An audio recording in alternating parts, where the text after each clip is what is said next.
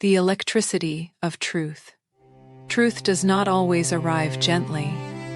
Sometimes it enters like a voltage through the spine. A sentence, a silence, a number on a page. A look that lasts 1 second too long. A dream that will not leave the body. A knowing that rises before there is evidence, before there is language, before the mind is ready to confess what the soul has already understood. I have learned that truth has a current. You can feel it when it enters the room. It changes the temperature. It sharpens the air. It makes the false thing suddenly too loud. It makes the convenient explanation collapse under its own weight. It turns the body into an instrument, throat tightening, stomach dropping, skin waking, heart moving towards something and away from something at the same time. That is why people fear truth. Not because they do not know it, because somewhere in the private chamber of the self, they already do. Truth is shocking because it interrupts the trance. It breaks the spell of this is fine. It exposes the hidden contract, the bargain made in silence, the loyalty that became a leash, the desire buried under duty, the debt paid with pieces of the self. It walks into the carefully arranged room and turns on every light. And once the light is on, you cannot keep calling the cage a sanctuary. I have felt that kind of truth. The kind that does not ask permission. The kind that comes through the nervous system before it comes through the mouth. The kind that makes you sit very still because one honest thought has rearranged the whole architecture of your life. It can feel dangerous. Truth threatens everything built from denial. It threatens false peace. It threatens relationships that require one person to stay small. It threatens money arrangements held together by fear. It threatens family myths, spiritual performances, emotional debts, and all the beautiful language we use to avoid saying, "I am not free here." But truth is not dangerous because it is cruel. Truth is dangerous because it is alive. It moves, it liberates, it demands response. It touches the locked door, and the door remembers it was never part of the wall. There is an erotic quality to truth too, though people rarely admit it. Not erotic as performance, not seduction as decoration. I mean the raw life force that returns when the body stops lying. The heat of being present. The pulse that comes back when desire is no longer buried under politeness. The intimacy of being seen without costume. The electricity between two people when the real thing is finally named. Truth brings the soul back into the body. That is why it can feel like attraction, terror, grief, hunger, and prayer at once. There is nothing more intimate than the moment a person tells the truth after years of managing the lie. Their face changes. Their voice drops into the body. Their eyes become older and younger at the same time. Something leaves them. Something enters. This is alchemy. Not turning darkness into light by pretending darkness was never there. Not bypassing the wound with sweetness. Real alchemy is entering the sealed chamber and staying long enough for the poison to reveal the medicine it was guarding. Shame becomes power when it is named. Fear becomes discernment when it is listened to. Grief becomes devotion when it is allowed to move. Desire becomes guidance when it is no longer treated as sin. Anger becomes boundary when it stops apologizing for existing. Truth is the fire that changes the form of things. And yes, it disrupts. It may cost the old arrangement.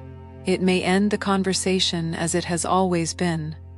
It may require new language, new agreements, new distance, new closeness, new numbers, new rooms, new names for what has been happening all along.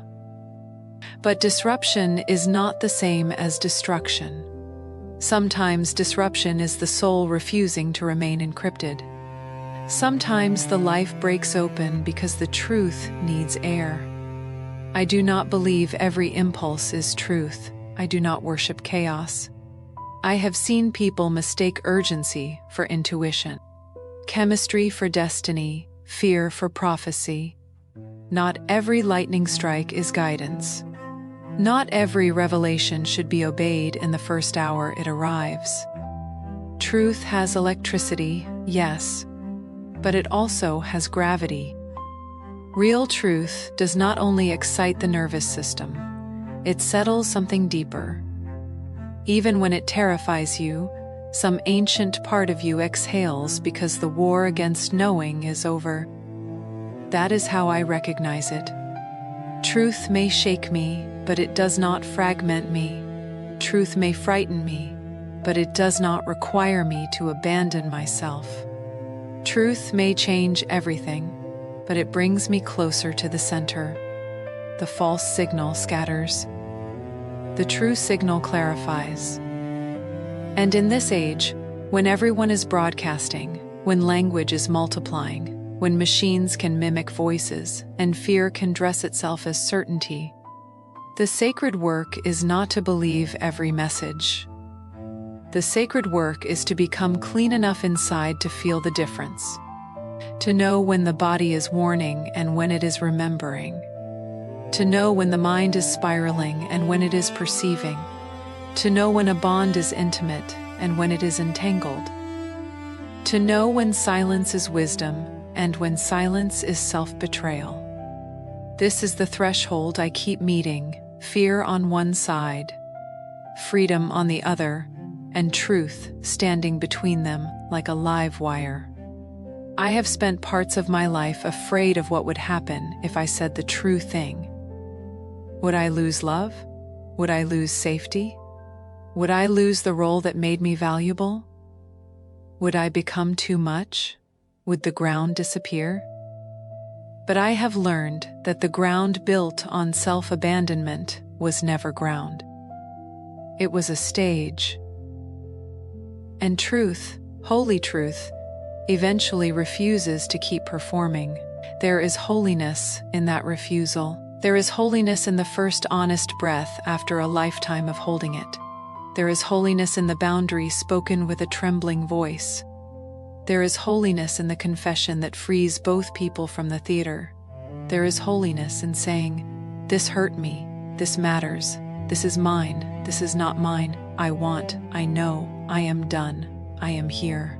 Truth is holy because it restores contact with what is real. And what is real does not always look peaceful at first. Sometimes it looks like shaking hands, a packed bag, a revised will, a closed account, a message sent, a secret named, a prayer whispered in the dark, a body finally allowed to say no, a heart finally allowed to say yes. Sometimes awakening is not a beam of light from above. Sometimes it is the moment you stop negotiating with the lie. That is the electricity of truth. It shocks because it has to cross the distance between who you pretended to be and who you actually are. It disrupts because every false structure depends on your continued unconsciousness. It liberates because the soul cannot move freely through a life built on distortion. It feels erotic because truth returns life force to the places where shame had frozen it. It feels dangerous because it asks for consequences. It feels holy because beneath all the fear, truth is the voice of the real calling you home. And once you hear it clearly, you may tremble. You may grieve. You may wait before you act. But you will not be the same. Because something invisible has become visible. And once it is visible, it can be chosen differently.